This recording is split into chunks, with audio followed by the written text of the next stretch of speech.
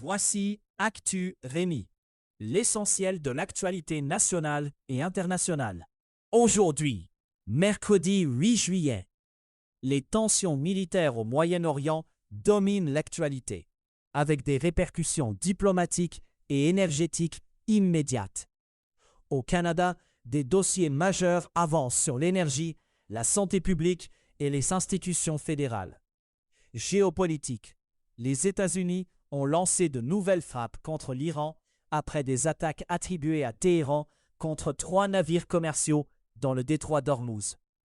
Des responsables américains ont indiqué que l'opération devait durer plusieurs heures et viser divers sites militaires et des installations portuaires. L'armée américaine affirme avoir frappé plus de 80 cibles en Iran. En riposte, l'Iran a annoncé des frappes contre des bases militaires américaines au Koweït et à Bahreïn. Les échanges de frappes augmentent le risque d'un élargissement régional et fragilisent les mécanismes de désescalade déjà en place. Depuis Ankara, le président Donald Trump a déclaré que le cessez-le-feu et le processus de paix entre Washington et Téhéran lui paraissaient désormais terminés. Il s'exprimait aux côtés du secrétaire général de l'OTAN, Mark Rutte, pendant un sommet de l'Alliance en Turquie. Donald Trump n'a toutefois pas fermé la porte à la poursuite de discussions, malgré l'escalade militaire. Autre point de tension, le Premier ministre israélien Benjamin Netanyahou s'inquiète d'une possible vente de chasseurs F-35 à la Turquie.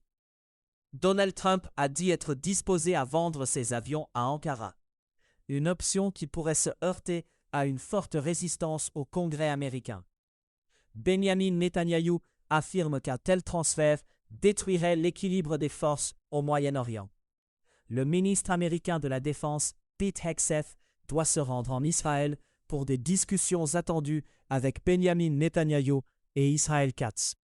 Enfin, sur le terrain du sport et de la diplomatie, la FIFA doit discuter formellement d'une levée éventuelle de l'interdiction visant toutes les équipes russes. Cette discussion intervient après une position du Comité international olympique qui a encouragé les sports à mettre fin aux sanctions liées à la guerre. Canada. Sur la côte nord, une entente de plusieurs milliards de dollars approche entre la communauté Innu de Pessamit, le gouvernement du Québec, dirigé par Jean-François Fréchette, et Hydro-Québec. L'accord viserait à régler des litiges historiques entre les parties. Il ouvrirait aussi la voie à de nouveaux projets, dont une nouvelle centrale hydroélectrique envisagée par Hydro-Québec. Le dossier est suivi de près, car il touche à la fois le développement énergétique et les relations avec une communauté autochtone directement concernée. À Ottawa, le Premier ministre Marc Carney commence à imprimer sa marque sur le Sénat. Il a procédé à une série de nominations et modifié des lignes directrices mises en place à l'ère Trudeau. Ce changement ravive le débat sur le risque d'un retour à un Sénat davantage partisan. Sur la crise des opioïdes, le recours collectif pan-canadien doit aller en procès en 2028. Le dossier a été lancé par la Colombie-Britannique et oppose des groupes pharmaceutiques.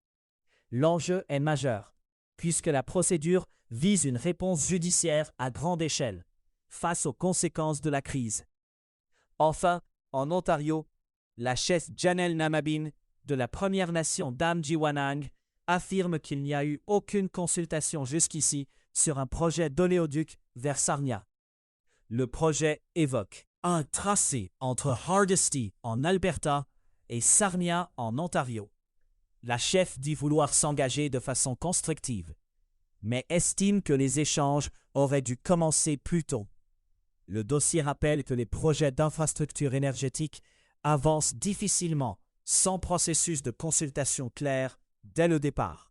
Science. À Toronto, une équipe de recherche lance un vaste projet sur plusieurs années autour des biopsies liquides. Cette technologie vise à repérer dans le sang de minuscules traces d'ADN tumoral après un traitement contre le cancer. L'objectif est de mieux protéger les survivants contre une rechute. Le projet veut aussi éviter à certains patients des traitements supplémentaires coûteux et invasifs lorsque les traces de tumeurs ne réapparaissent pas. Le travail s'appuie sur l'idée qu'un suivi plus fin peut changer les décisions de traitement après la phase aiguë de la maladie. En Ouganda, une étude montre qu'une lotion à base de cather, le catnip, repousse les moustiques aussi efficacement que le DEET. La plante Nepeta cataria appartient à la famille de la menthe.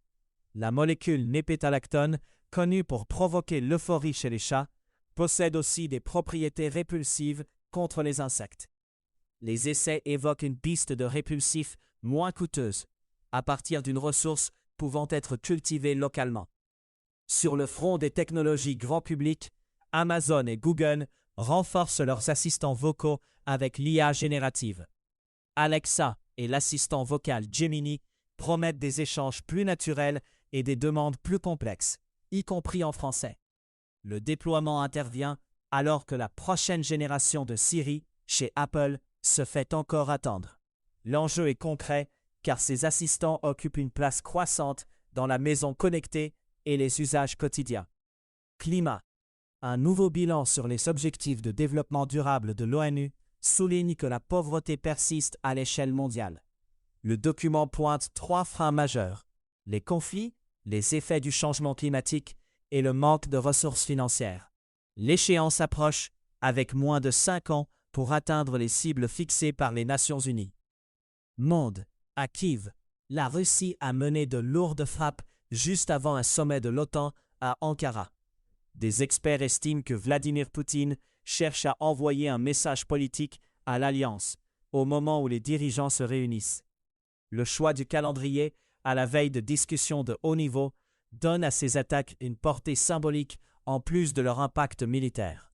Aux Philippines, la vice-présidente Sara Duterte fait face à un procès en destitution.